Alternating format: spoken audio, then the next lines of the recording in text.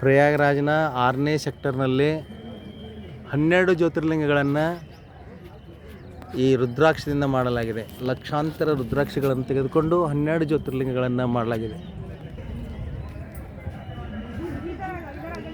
ಅದ್ಭುತವಾದಂತಹ ಈ ಒಂದು ಜ್ಯೋತಿರ್ಲಿಂಗಗಳು, ಅಲ್ಲಲ್ಲಿ ಹೋಮಕುಂಡಗಳು,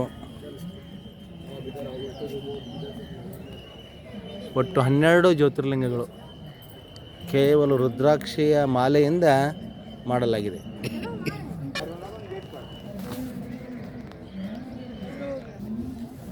जी बाबा जी, ये होम किया है ना जी, डेली करता है होम?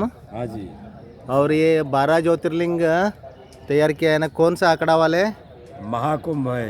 महाकुंभ में कौन सा आंकड़ा वाले? अग्नि अखाड़ा। अग्नि आंकड़ा। अग्नि आंकड़ा कहाँ के? अमेठी। अमेठी। धन्यवाद।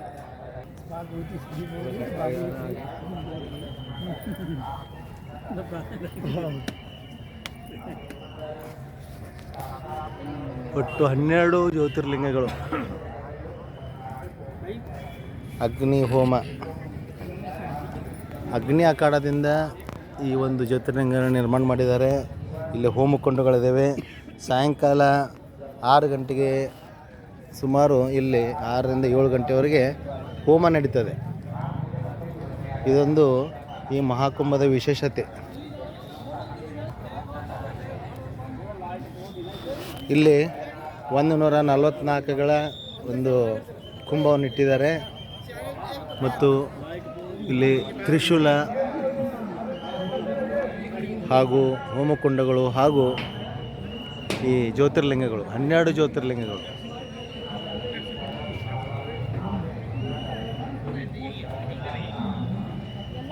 ಇದ ಮುಖ್ಯ ಹೋಮಕುಂಡ.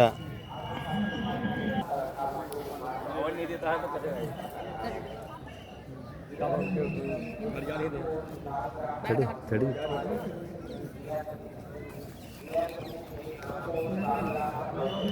ನಂದಿ, ತ್ರಿಶೂಲ,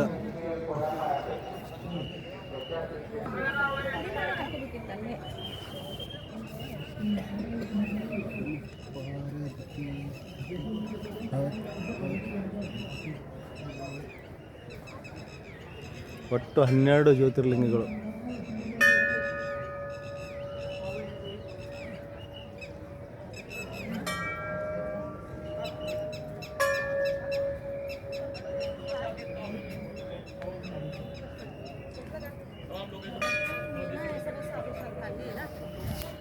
ಈ ಜ್ಯೋತಿರ್ಲಿಂಗದ ಮಧ್ಯೆ ಶಿವ ದೇವಾಲಯ.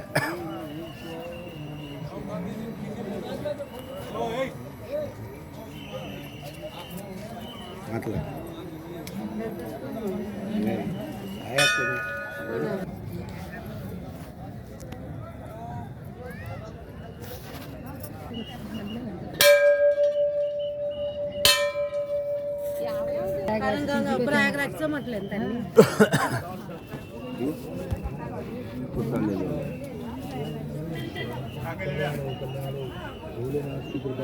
वो नहीं लगा सकते हम टिक्का, में जेंट्स ही लगाते हैं, ऐसा कुछ नहीं है। नहीं चलेगा, कुछ नहीं, पीले रंग से ज़रा अच्छा होता है, लाल रंग से, इससे निशान मालूम नहीं पड़ेगा जी हम